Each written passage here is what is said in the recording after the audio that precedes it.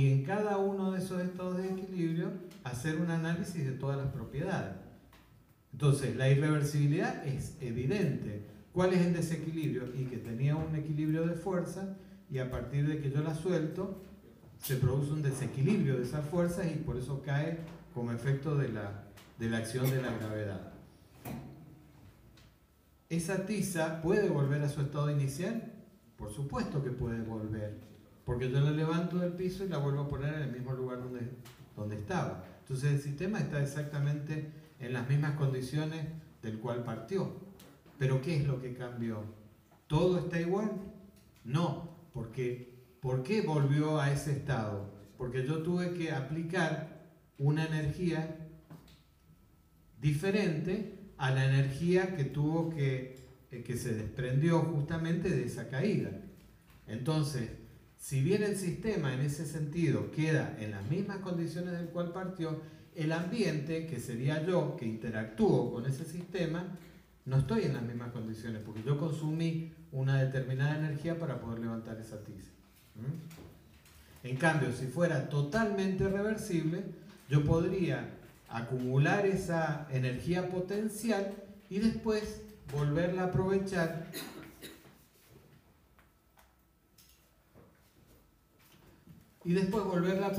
de manera que podría volver exactamente al mismo punto de partida. Y entonces, si yo almaceno toda esa energía, por ejemplo, supongamos, en el caso de un resorte, si suelto un objeto, cae en un resorte, ese resorte adquiere una determinada energía debido a la caída y vuelve ese objeto a su punto inicial. ¿Será una transformación reversible o será irreversible? ¿Y por qué es irreversible? ¿Por qué te das cuenta? Porque no pasa por puntos de equilibrio. Y depende, a ver, pero esa, por ahí a lo mejor... Tiene que ver con los puntos que yo tomo como condición original. Porque, o sea, si yo la tiro a la bola, comprime el resorte, pero el resorte vuelve al estado original con la bola arriba, pero sin tirarla hacia arriba, no es el estado inicial. Por eso, es que estaríamos haciendo esto, estaríamos yendo, supongamos,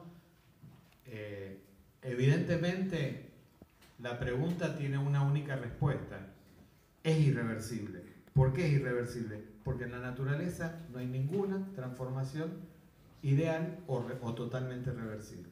Entonces siempre es irreversible. Ahora, ¿cómo me doy cuenta que es irreversible? O sea, si yo hiciera eso, podría volver exactamente por los mismos puntos, pero llegar a su punto inicial. Y resulta que, por ejemplo, hay rozamiento y eso produce una disipación de energía. Y esa disipación de energía, ¿qué hace? Que cuando yo tiro la tiza y cuando ese resorte se aplasta y vuelve a devolver esa energía, la energía que devuelve nunca va a ser la misma que absorbió, porque hay una parte que se perdió. ¿Y cómo me doy cuenta? Y porque la tiza nunca va a llegar al mismo punto de partida, sino que va a llegar un poquito más abajo. Y cada vez va a ir perdiendo altura, de manera que me está diciendo que esa transformación no es reversible. Este sería el caso de un cilindro pistón, donde estamos entregando una determinada cantidad de calor y debido a esa cantidad de calor este pistón se expande y entrega una determinada cantidad de energía y posteriormente cuando tiene un contrapeso, este contrapeso baja, produce un efecto de compresión del gas. Acá tenemos otra etapa donde sigue bajando y comprime más aún el gas. Para poder comprimirlo, entrega una determinada cantidad de calor a una fuente, a un foco. Y ese mismo foco, en el proceso inverso, es decir, que el gas se va comprimiendo y esto va disminuyendo su energía potencial, esta pesa. Hago el proceso inverso es ir entregándole calor a ese gas y el fluido comienza a expandirse y como fruto de esa expansión aumenta la energía potencial de esa pesa, de manera que podría decir que esto es un almacenamiento del calor en forma de energía potencial. ¿Y por qué pongo varias fuentes? Porque esto me permitiría ir por sucesivos estados de equilibrio. Y esos sucesivos estados de equilibrio estaría alcanzando, si bien no una transformación totalmente reversible, pero sería cuanto más focos utilice yo para realizar este proceso, más se va a aproximar esa transformación a una transformación reversible, porque va a ir pasando justamente por esos sucesivos estados de equilibrio de los cuales les mencionaba. Y entonces, teóricamente, si esto es una transformación reversible, el sistema, que sería la pesa y el medio que estaría entregando el calor y absorbiendo, deberían quedar exactamente en las mismas condiciones entre el estado inicial y el estado final. Ese sería el concepto de transformación reversible. Ahora, para que una transformación sea reversible, no necesariamente tiene que volver. Yo estoy diciendo que esta transformación es reversible, pero yo no necesariamente vuelvo a mi condición inicial. Yo digo que si una transformación reversible se cumple, que si yo vuelvo a mi estado inicial, el sistema y el medio quedan exactamente en las mismas condiciones, es decir, como si nada se hubiera producido, como si no se hubiera producido ningún cambio. Ahí está la descripción de lo que habíamos hablado anteriormente. En la medida que esos desequilibrios que se producen, que provocan esa transformación, son finitos, quiere decir que, por ejemplo, si se produce una variación de presión, un delta P, no un diferencial P, un delta de temperatura, no un diferencial de temperatura, entonces cada vez y cuanto más grande sea el salto, más irreversible va a ser la transformación. Es decir, si yo quiero calentar agua, ¿cómo puedo hacer la transformación? ¿Qué es lo que hago? Tengo agua fría y la quiero calentar. ¿Cómo la caliento? ¿Con qué? Con una cocina, con una llama, con una combustión. La temperatura de llama es una temperatura alta. Y yo quiero calentar agua, que supongamos que esté a 20 grados, y la quiero llevar a 100 grados. Y entonces para poder llevar el agua de 20 grados a 100 grados, le estoy poniendo una llama que puede estar por encima de los 600 grados. ¿Será reversible o será irreversible?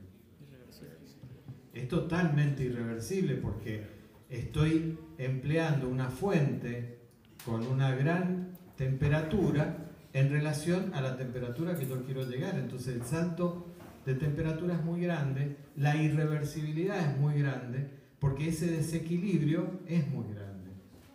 Entonces, ¿cómo podría ser para calentar agua de la forma más reversible posible?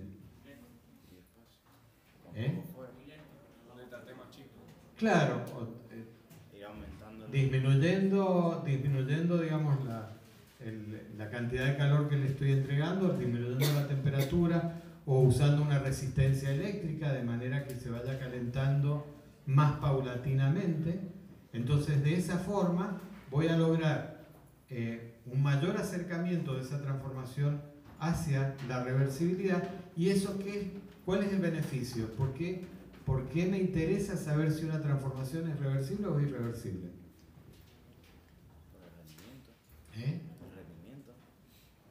El rendimiento tiene que ver. El rendimiento tiene mucho que ver, porque en la medida que, fíjense, que yo provoque una transformación reversible, estoy diciendo que si yo vuelvo, voy a quedar con el estado del sistema y del medio exactamente en las mismas condiciones.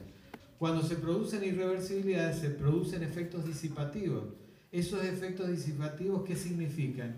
Y que estoy liberando calor hacia el ambiente, por ejemplo, en el caso del calentamiento del agua. ¿Qué es lo que voy a lograr con una gran llamarada en la combustión que estoy provocando en la cocina con el agua? Y voy a lograr acelerar el proceso. Lo voy a hacer en menos tiempo, pero desde el punto de vista energético voy a estar perdiendo una cantidad de energía muy grande en relación a la que debería usar para poder hacer esa transformación que quiero lograr. Las irreversibilidades, de acuerdo, como decíamos, tienen que ver con las transformaciones. Las transformaciones tienen que ver con los desequilibrios que se producen. Y los desequilibrios que se producen pueden ser mecánicos, que serían, por ejemplo, la presión, desequilibrios térmicos, desequilibrios químicos. ¿Qué sería un desequilibrio químico?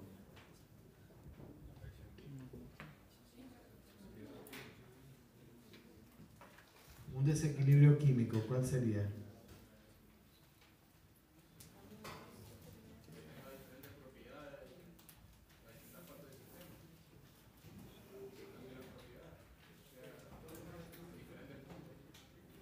Pero ¿cómo sé si un sistema está equilibrado o está desequilibrado? Una reacción química. ¿Cuándo sé que no está en equilibrio o cuando está en equilibrio? No necesariamente. Es decir, ¿cómo me doy cuenta? Y si reacciona los reactivos que tengo, evidentemente porque no está en equilibrio. Y el sistema estaría en equilibrio a lo mejor cuando ya ha reaccionado totalmente y han generado los humos de la combustión. Porque ya no tiene posibilidad de producirse ninguna reacción porque esa combustión ha sido completa. Si no ha sido completa, entonces podríamos estar hablando todavía de un desequilibrio, pero si la reacción ha sido completa, estamos en un sistema en equilibrio. Entonces acá tenemos un sistema, por ejemplo, y estamos hablando de una irreversibilidad mecánica externa. ¿Qué significa? Que el sistema es estamos con unas aletas que actúan sobre una agua, sobre un vaso de precipitados con agua, y en definitiva, debido a la agitación que le estoy provocando, le estoy entregando un trabajo. Y ese trabajo me está cambiando las condiciones de mi sistema.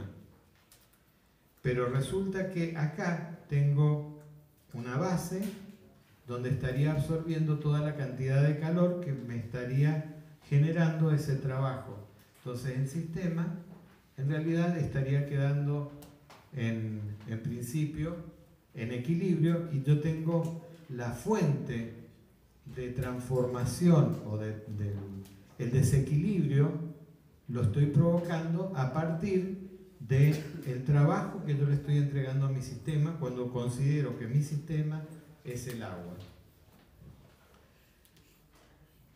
De esa manera también podría hacer que esto se realizara también en forma diabática, y también, que sería este caso, entonces también estoy entregando una determinada cantidad de trabajo, pero acá ese trabajo me está incrementando la temperatura de mi sistema, y también estaría hablando de una irreversibilidad mecánica externa, es decir, que la fuente del desequilibrio sería el trabajo, sería la agitación, es lo que me estaría provocando que ese sistema se me está transformando.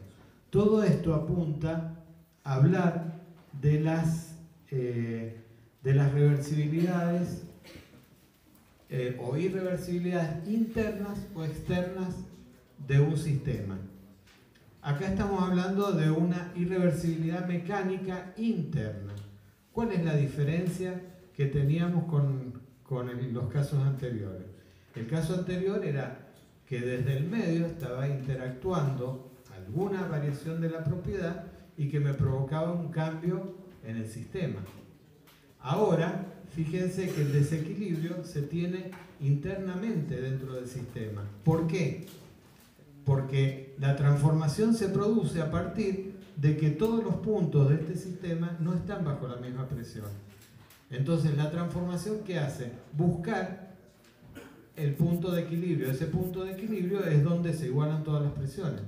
Entonces, internamente, este sistema no estaría en equilibrio. Logra el equilibrio después de la transformación. ¿Por qué será importante, primero, diferenciar lo externo de lo interno?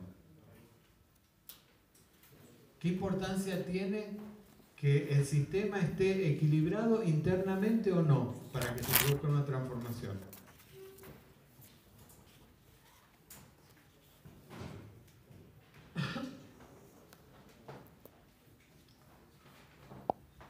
Si esto sucediera, ¿yo podría definir un estado de equilibrio?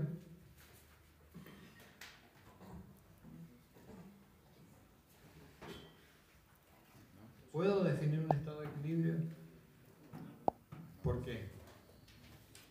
Porque no puedo medir una propiedad. Claro, porque quiere decir que para yo definir un estado de equilibrio con al menos dos propiedades, tiene que ser constante en todo el sistema, y ahí la presión, por ejemplo, no sería constante. Entonces, y podría ser lo mismo con la temperatura. Quiere decir que si hay una diferencia de presión, se va a producir una expansión o una compresión, pero no puedo estar hablando de un sistema en equilibrio. Y si hay diferencias de temperatura, ¿puedo estar hablando de un sistema en equilibrio? No, porque van a haber flujos de energía en un determinado sentido o en otro que me estarían diciendo que ese sistema no está en equilibrio. Ahora, ¿los sistemas pueden estar en un equilibrio absoluto? Tampoco. ¿Por qué? Porque los sistemas normalmente están compuestos por átomos, por moléculas, y esas moléculas siempre tienen algún tipo de energía. Pero ahí viene la gran diferenciación de lo que es los sistemas microscópicos y los sistemas macroscópicos. Los sistemas microscópicos, en realidad, deberíamos identificar las diferentes propiedades que se producen dentro del sistema, porque no todas las partículas tienen exactamente las mismas propiedades, ni la misma energía cinética, ni la misma energía potencial. Cuando lo analizamos desde un punto de vista macroscópico, todo el sistema tiene una velocidad media, tendrá una energía cinética media, una energía potencial media, que pueda identificar a ese sistema.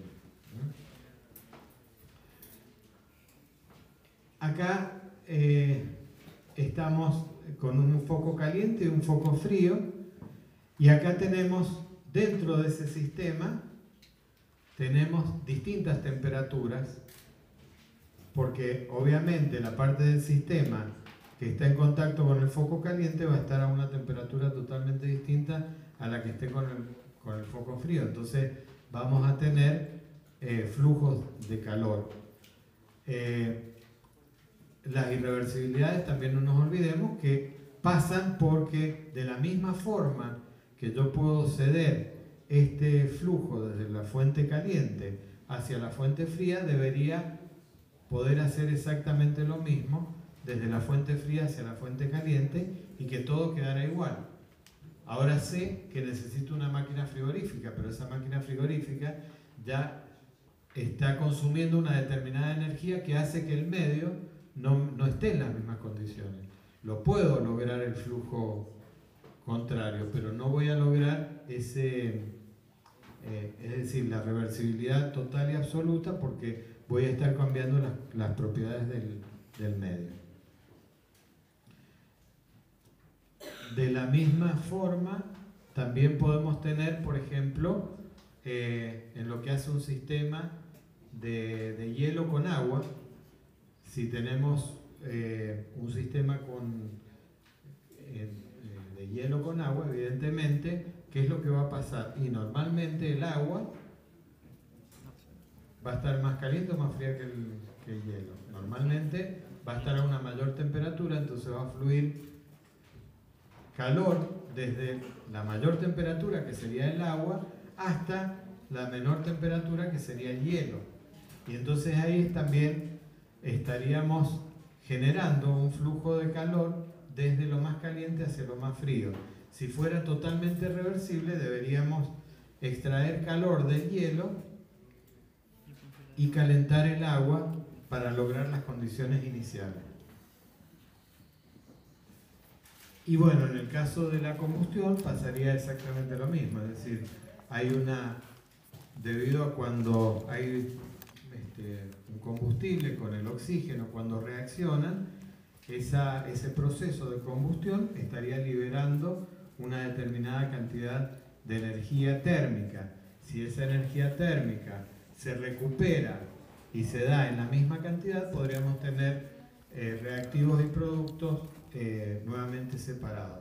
O si no, también un desequilibrio químico también podría ser una disolución, es decir, cuando un soluto se disuelve en agua, tiene una determinada energía de disolución.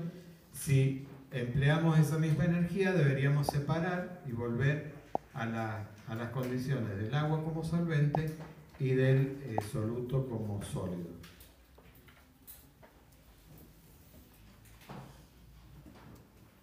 Bueno, entonces,